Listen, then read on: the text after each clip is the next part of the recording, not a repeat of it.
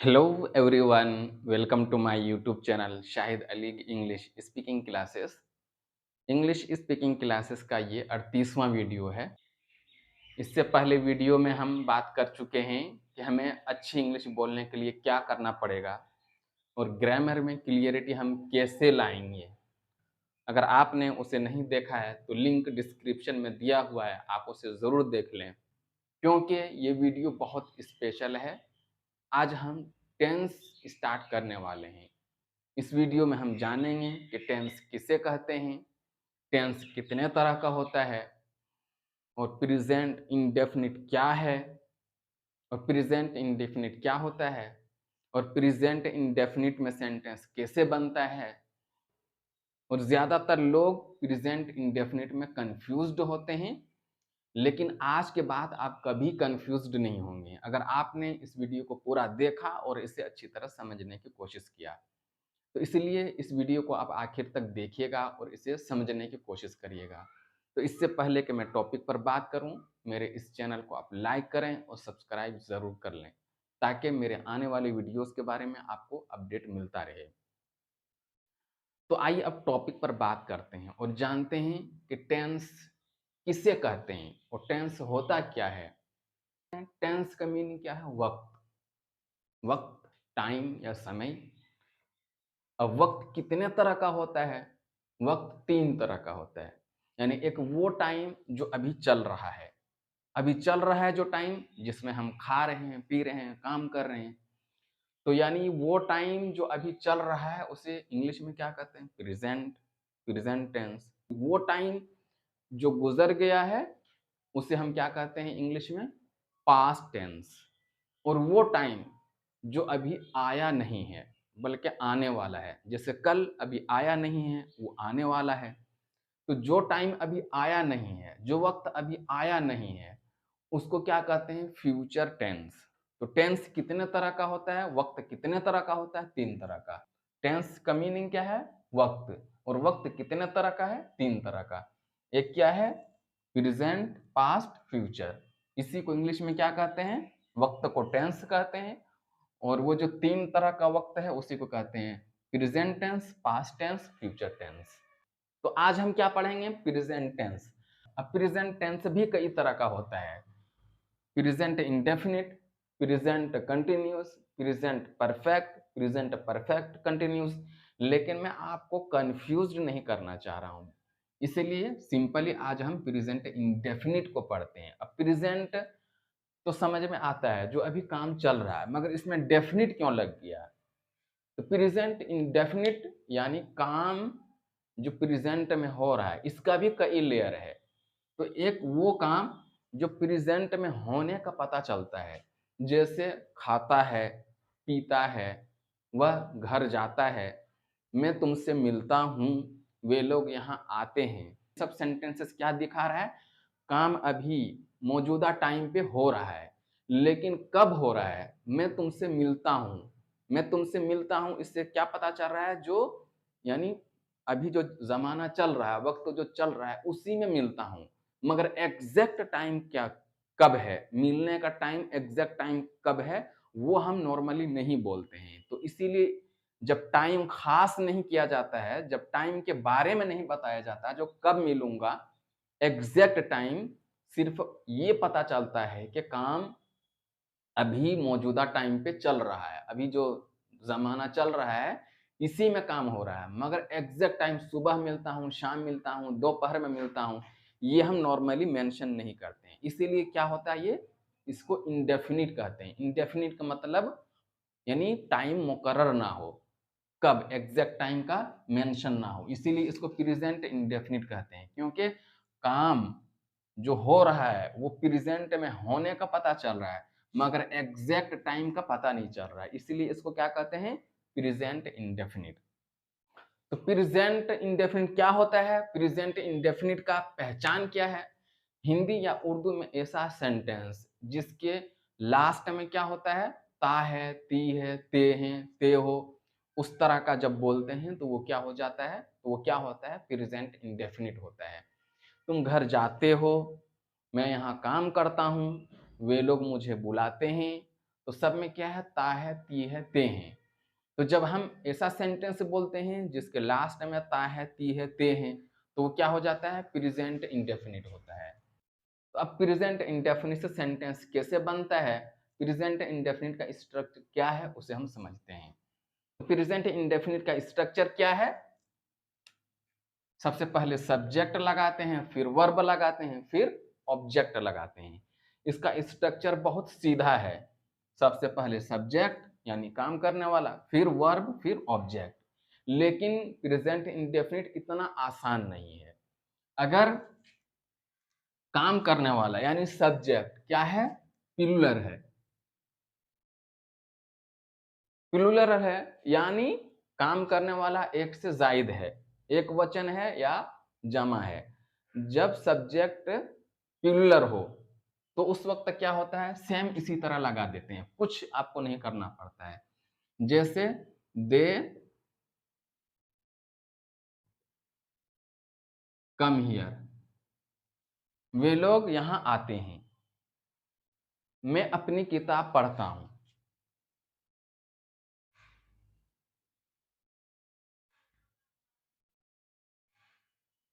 I read my book. तुम घर जाते हो,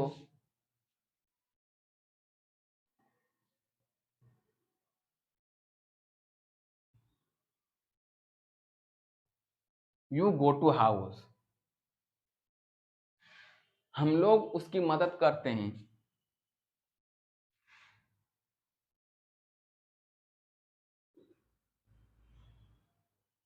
वी हेल्प हिम।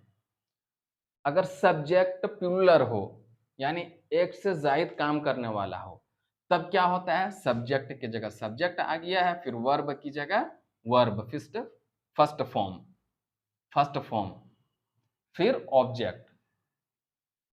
कुछ भी आपको नहीं करना पड़ता है, बहुत सिंपल है। लेकिन अगर सब्जेक्ट सिंगुलर हो, प्लूरल ना हो, यानी काम करने वाला एक हो, यानी काम करने वाला एक हो, तब क्या होता है, स्ट्रक्चर तो यही रहता है, लेकिन जो ये वर्ब है ना, वर्ब, इस वर्ब में क्या लग जाता है, एस या ई एस जुड़ जाता है। जैसे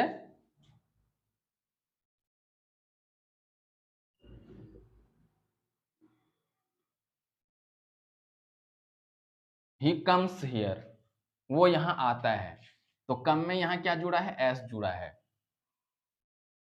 वो घर जाती है,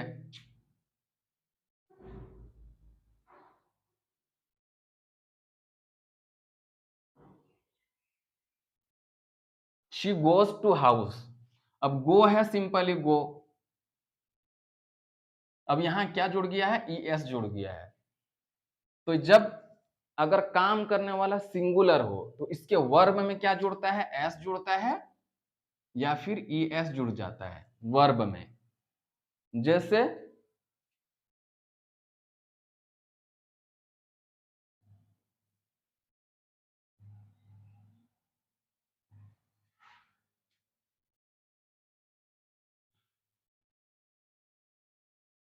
ही कॉल्स यू, वह तुझे बुलाता है, या फिर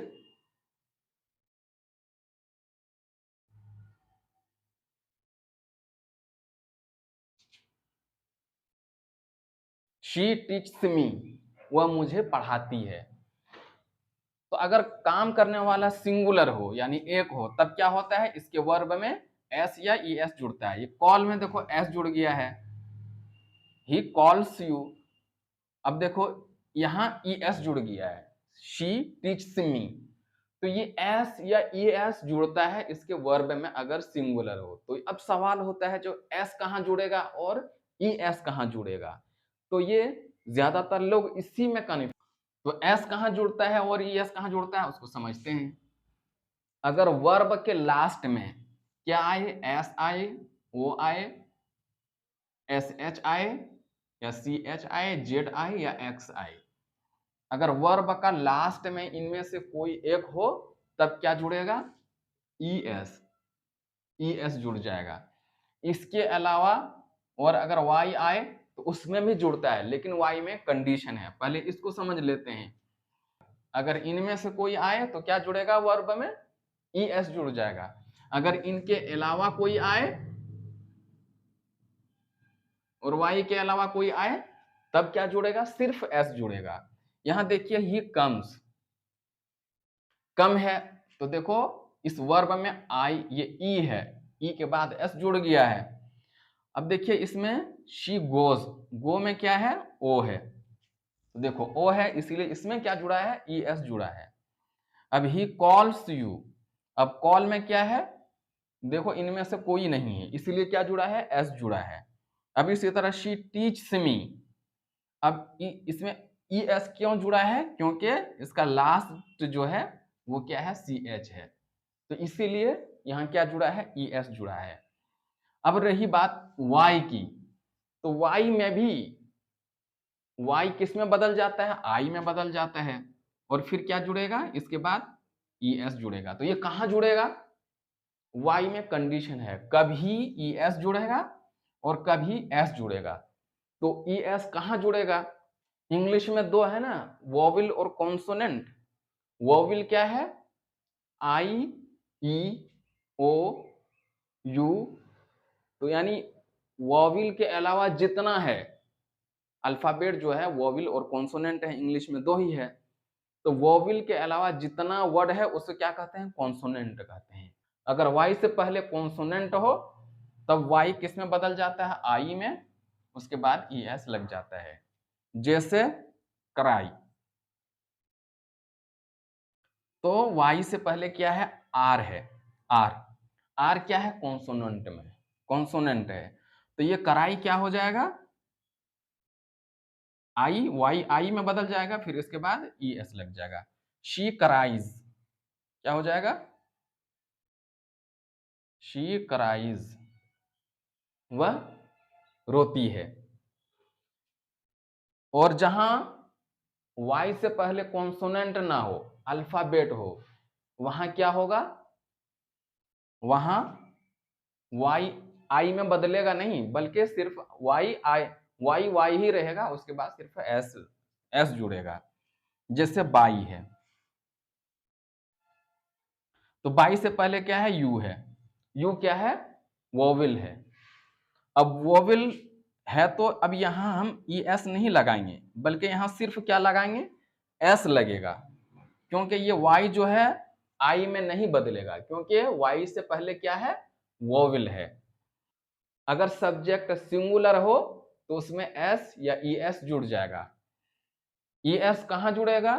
इनमें से अगर वर्ब के आखिर में इनमें से कोई एक हो तो ई एस जुड़ जाएगा, और इनमें से अगर कोई एक कोई ना हो तब क्या जुड़ेगा? एस जुड़ेगा। आई होप कि आप समझ गए होंगे। प्रेजेंट इंडेफिनिट का नेगेटिव सेंटेंस बनाने के लिए क्या करते हैं? अगर सब्जेक्ट प्लूरल हो यानी एक से ज्यादा काम करने वाला हो तब क्या बनाते हैं? सबसे पहले सब्जेक्ट लगाते हैं, फिर क्या करते हैं? डू नॉट लगा देते हैं, डू नॉट, उसके बाद वर्ब फर्स्ट फॉर्म, फिर ऑब्जेक्ट। अगर सब्जेक्ट प्लूरल हो उस वक्त प्रेजेंट इंडेफिनिट का नेगेटिव सेंटेंस का स्ट्रक्चर क्या होगा? सबसे पहले सब्जेक्ट, फिर डू नॉट, फिर वर्ब, फिर ऑब्जेक्ट। जैसे मैं तुमसे बात नहीं करता हूं,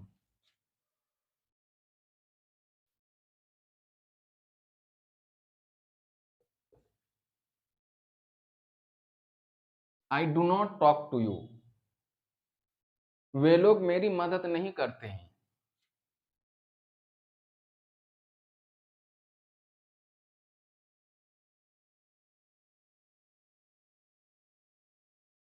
दे डू नॉट हेल्प मी, तुम घर नहीं जाते हो।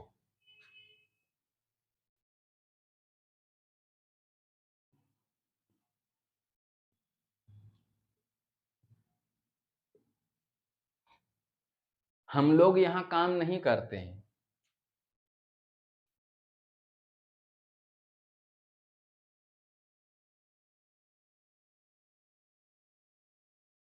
We do not work here.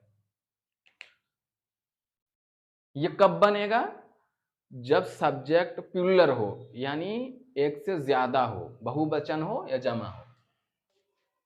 लेकिन अगर सब्जेक्ट सिंगुलर हो यानी काम करने वाला एक हो, तब क्या होगा? सबसे पहले सब्जेक्ट और यहां डज नॉट लग जाएगा। ये डज नॉट क्यों लग रहा है? डज, डू की जगह डज क्यों लग रहा है? क्योंकि यहां ओ है, ये ओ है। तो ओ जो आपको बताया था ना, एस या ओ, फिर S H, C H, Z या एक्स, इनमें से कोई ना हो। तो यहां डू में क्या है? ओ है। ओ होने की वजह से यहां क्या लग रहा है? ई एस जुड़ रहा है। इसीलिए यहां सिंगुलर होने की वजह से डज नॉट लग गया। तो अब इसका नेगेटिव सेंटेंस कैसे होगा? वह घर नहीं जाता है। तो ही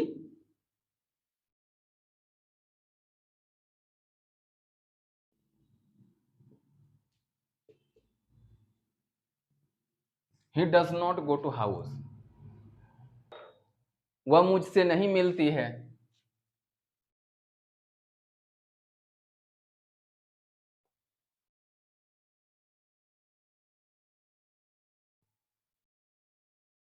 she does not meet me.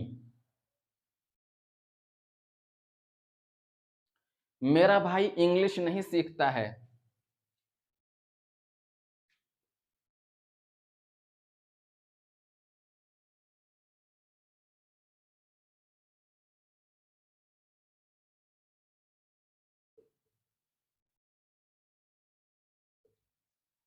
My brother does not learn English. वह खाना नहीं बनाती है।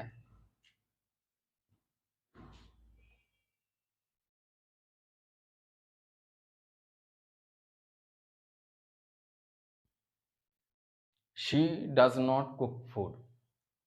और अगर इससे सिंपल इंटरोगेटिव का सेंटेंस बनाना हो, सिंपल इंटरोगेटिव सेंटेंस क्या है? यानी वो क्वेश्चन या वो सवाल जिसका जवाब हाँ और नहीं में हो जाए। जैसे क्या तुम घर जाते हो? क्या वह मुझसे मिलता है? क्या मैं तुझे बुलाता हूं? तो ये ऐसा सवाल है जिसका जवाब आप यस और नो में देना चाहेंगे तो हो जाएगा। तो इसमें भी अगर सब्जेक्ट क्या हो? प्लूरल हो, सब्जेक्ट एक से जायद हो, काम करने वाला, तब हम क्या करते हैं?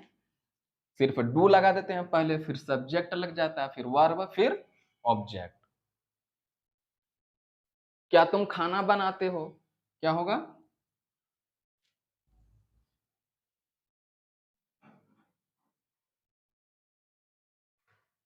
Do you cook food? क्या वे लोग यहां आते हैं?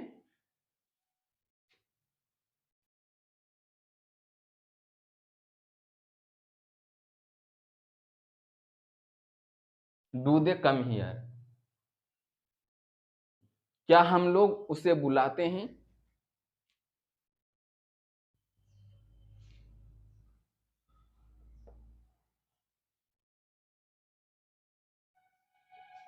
Do we call him?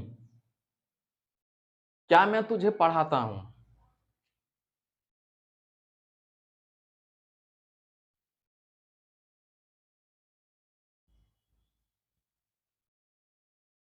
Do I teach him? I English में यहां क्या हो रहा है? प्लूरल में काउंट हो रहा है, इसलिए यहां प्लूरल की जगह में आ रहा है।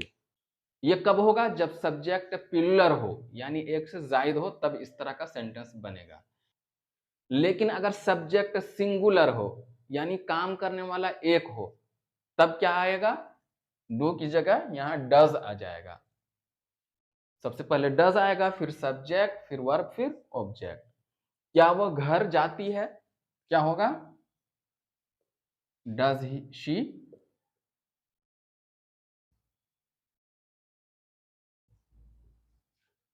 Does she go to house? क्या वह मुझसे मिलता है?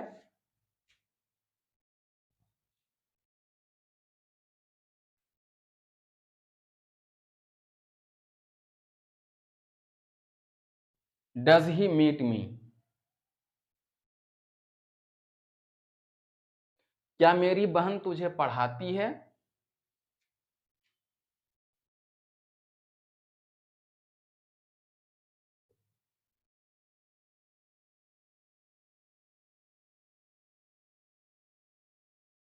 Does my sister teach you?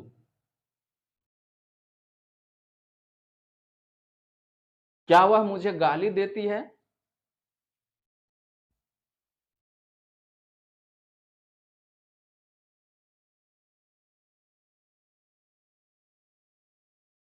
Does she abuse me? और अगर इससे नेगेटिव सेंटेंस बनाना हो तब क्या करते हैं? अगर सब्जेक्ट प्लूरल हो तो क्या लगाते हैं? डू, फिर सब्जेक्ट, फिर नॉट, फिर वर्ब, फिर ऑब्जेक्ट। क्या तुम मुझे नहीं बुलाते हो?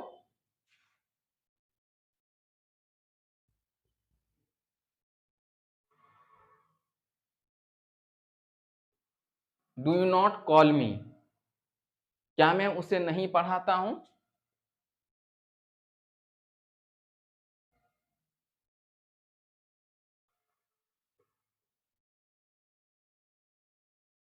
Do I not teach him? क्या वे लोग तुझे नहीं देखते हैं?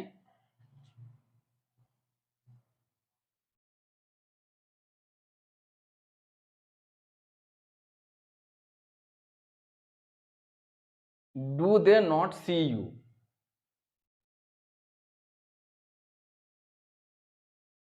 क्या हम लोग घर नहीं जाते हैं?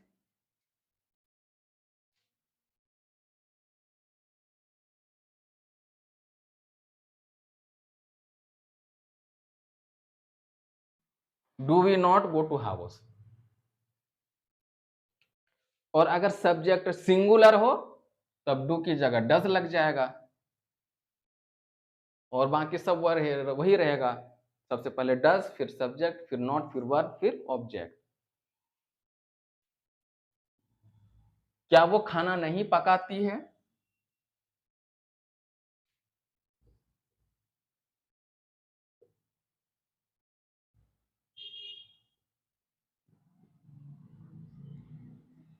Does she not cook the food? क्या वह मेरी मदद नहीं करती है?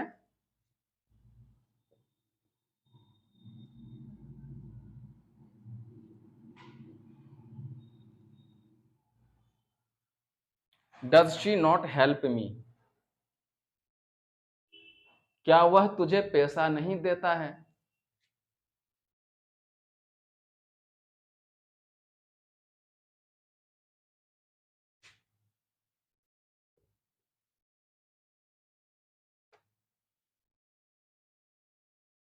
Does he not give you money? क्या मेरा भाई तुझे नहीं बुलाता है?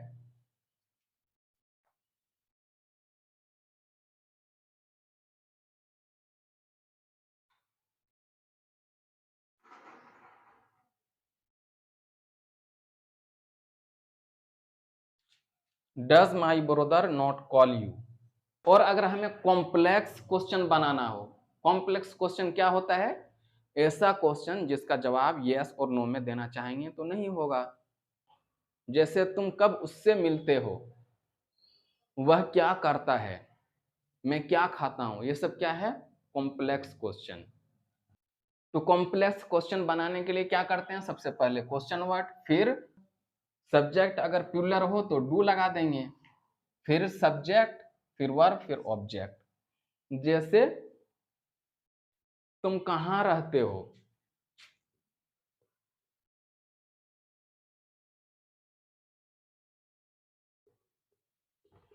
Where do you live? तुम क्या करते हो?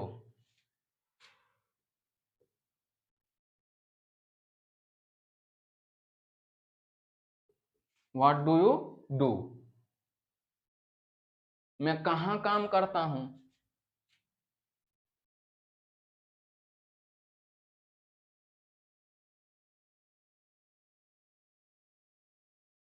Where do I work? ये कब होगा? जब सब्जेक्ट प्लूरल हो। लेकिन अगर सब्जेक्ट सिंगुलर हो तब क्या लग जाएगा? डज लग जाएगा। सबसे पहले क्वेश्चन वर्ड, फिर डज, फिर सब्जेक्ट, फिर वर्ब, फिर ऑब्जेक्ट। कौन मुझे पढ़ाता है? कौन मुझे पढ़ाता है तो क्या हो जाएगा?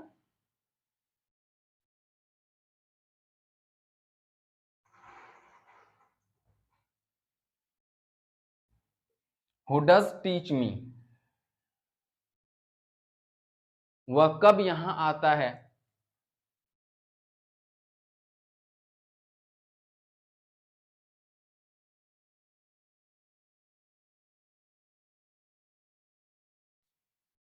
When does he come here, वह क्या पकाती है।